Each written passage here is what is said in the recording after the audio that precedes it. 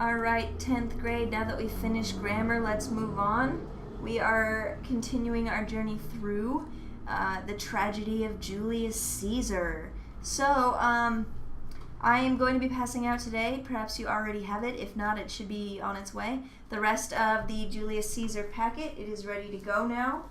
So, but before we move on, I want to go over once again your top 3 biggest trouble words from vocabulary.com, at least what they were as I checked them at about 9 o'clock Monday night. So the 2 of those words are exactly the same, and I also see that very little activity has been done lately, so I think that they're the same words because you guys haven't been practicing. But anyway, the words are beseech means to beg for something. In the Bible all the time, people are always saying, I beseech you to follow the Lord. So that's beseech. Servile is the next one. This is the new one. Servile is a word that is used to describe a servant. So a servile person who's somebody who's very inclined to be a servant. They like to serve. They are ready to serve. That is servile. And the last one is wretched again, which can have 2 meanings. One of which is sort of poor and pathetic, like the little girl crying in the rain with no shoes from the last video. But it can also mean wicked and horrible and an awful person, that wretched soul, that wretched person. So those are the trouble words. So the packets, you are going to add in the stuff that you already have. I gave you the piece of paper to keep it in so you have it all together. The colored paper, I gave out either green or orange paper to everybody. 2 of you weren't here, so you should be getting that today. If you're here today. I think it was Carla and Sarah. But so some things that are new in this packet. First of all, you've got this page, tracking themes. Julius Caesar at the top here, then tracking themes, aka big ideas or abstract ideas. The page looks like this. So go ahead and take a look at that. As you can see, there are a list of, I believe, 19 main themes of Julius Caesar. So there's 23 of you, so some of you are doubled up, but I pulled names out of the cup like I do when I want random answers, and I assigned everybody a theme that you will be tracking. So don't even try to change it. I know what you are. It's written down. It was done fairly and anonymously, and so you have what you have, and that list is coming up on the screen now.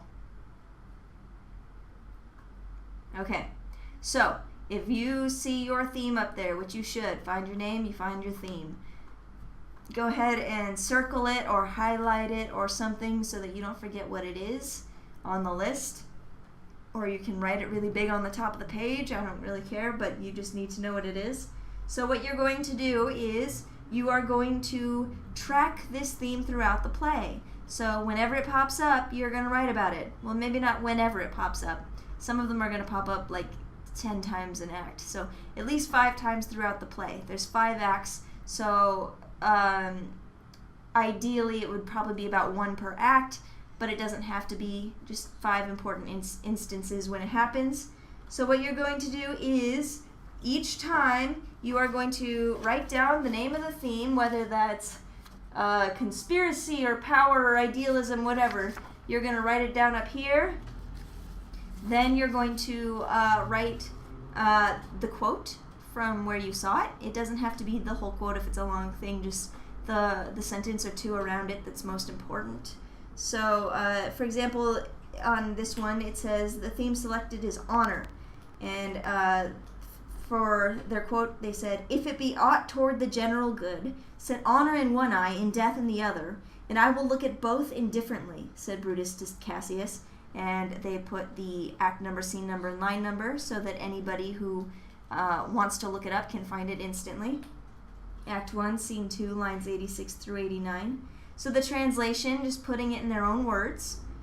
Brutus tells Cassius if it would be good for Rome, he would look honor and death fairly or without opinion, and do what Cassius needs, even if it requires his own death.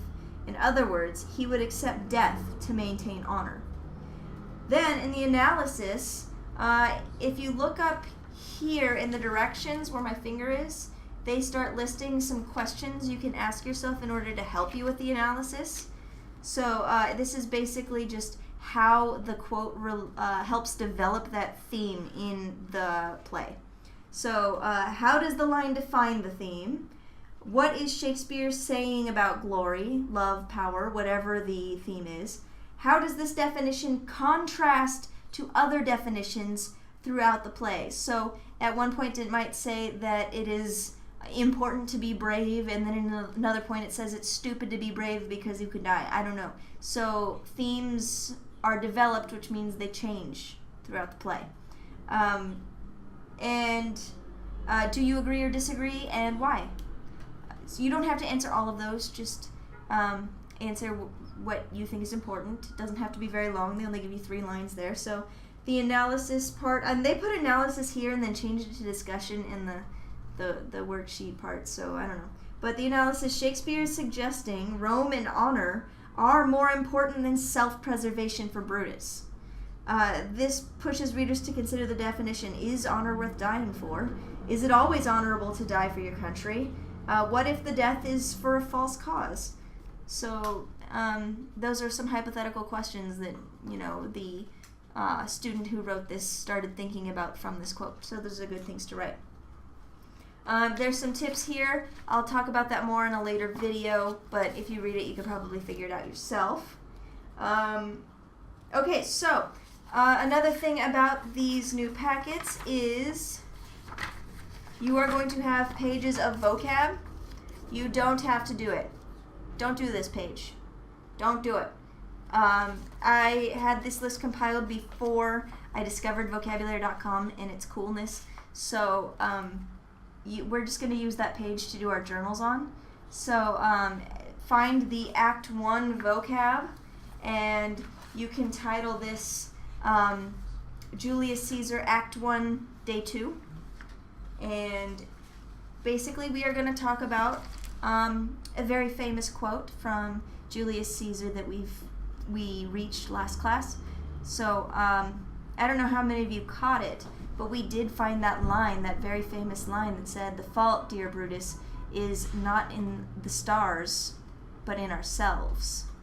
That quote has been famous for a really long time, but it's even more famous now thanks to the masterful writer Mr. John Green in his book, The Fault in Our Stars, which is also a pretty great movie.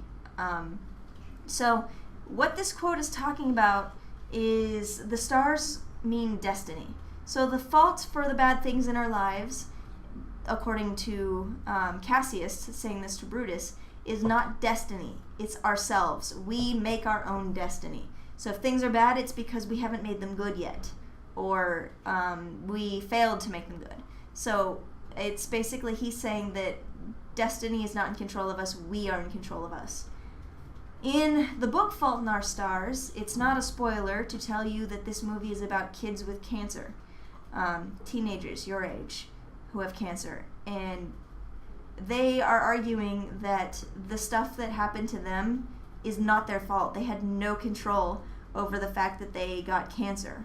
So they are arguing, no, this is not a fault in myself.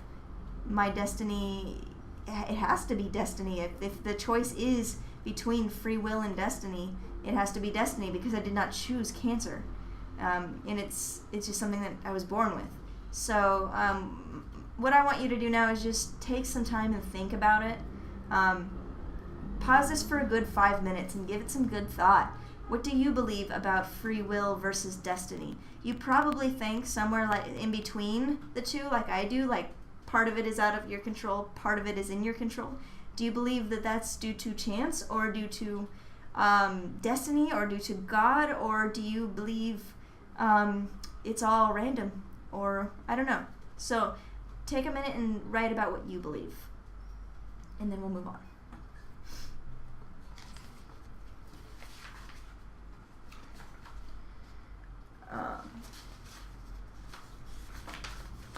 Okay, moving on. Do you guys remember these pages? The Act 1 summary, and then questions about Act 1, Scene 1, and Act 1, Scene 2 that you already did. Now we are on this section down here, Act 1, Scene 3. So before we get started on that, I just want to read through the questions so you know what you're looking for as you go. So number 10, which is number 1 of this section, Casca reports that he has seen many unnatural wonders this night. List 4 of his observations, so 4 unnatural things that he saw. 11, according to Cassius, what is the real cause of unnatural events? And number 12, explain why Casca wants Brutus to join the conspiracy. So if you keep those in mind as you read, oftentimes when we keep focus questions in our head as we read, it helps us read for meaning.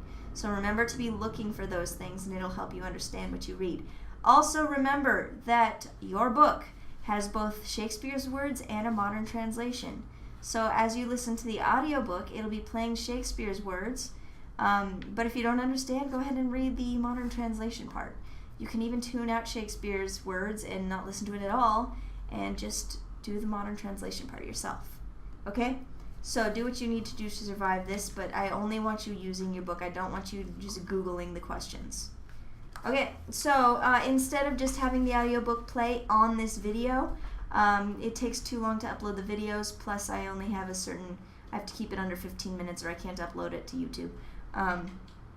So I'm just going to put a link to the video of the audiobook that I was using, that I got it from anyway. So it's already on YouTube. The link will be in the description, and I'll put the timestamp in there too, tell you what time to start listening. And go ahead and start doing Act 1, Scene 3.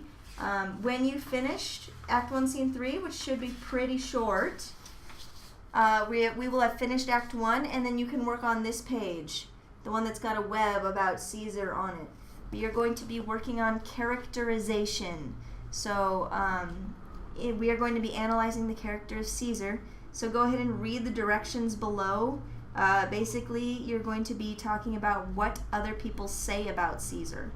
And that's going to give us an idea of the different opinions that are going on.